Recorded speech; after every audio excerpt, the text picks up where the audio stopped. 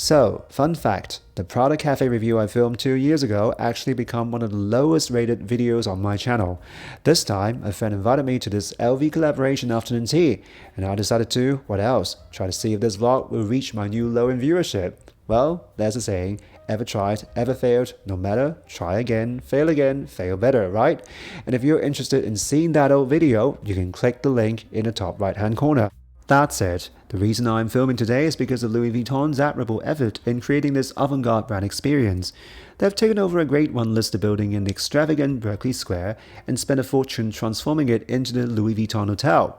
Inside, you'll find nostalgic, Titanic-style decor and a pop-up store stocked with limited edition pieces from around the world. But as a guy who's only pretending to be a wealthy socialite, I'm not here for the shopping, of course. Instead, I'm taking you to the first floor restaurant to enjoy an LV-themed afternoon tea. What impressed me most was the staff's relentless pursuit of an exclusive LV flavor. They worked closely with the chefs to test and refine the desserts, aiming to break away from the one-dimensional sweetness usually found in British afternoon tea. In this era driven by emotional value, that's true dedication. Alright, let's look at this dessert plate. My top recommendation is the Hazelnut Tiramisu. Mind you, it's not your typical fluffy tiramisu.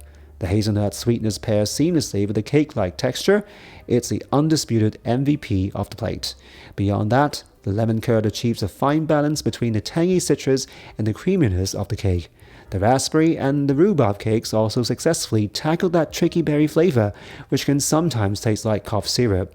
What's more, when you look closely at the cakes, you can see even the cream has the LV monogram. Bravo, Louis Vuitton. The finger sandwiches are equally ingenious, and surprise, they also feature the LV logo. My favorite is the Scottish Smoked Salmon sandwich. Not only is the cream incredibly rich, but the beautifully smoked salmon has an incredibly silky texture. As for the lobster roll, the meat is smooth and fresh, and the portion is just right. As for the scone, well, it wasn't bad. From the scone itself to the clotted cream and strawberry jam, I've definitely had creamier and tastier versions elsewhere. The scone was, relatively speaking, quite forgettable. And finally, we have the Earl Grey and plum cake. I can't say it wasn't good. The presentation, texture, and portion were flawless. However, there wasn't enough differentiation from the tiramisu in the taste department. The relatively light flavor of the plum didn't quite help it stand out. Last but not least, I'm a huge fan of this hazelnut oat milk latte. Honestly, I'm usually not a fan of iced coffee because the coffee often tastes bland and overwhelmed by milk, but not this one. Not only is the monogram logo on top beautiful, but the sweetness of the hazelnut and the creaminess of the oat milk are a perfect match. The oat milk didn't have that typical grainy aftertaste, and the colors were layered so beautifully I almost didn't want to stir it.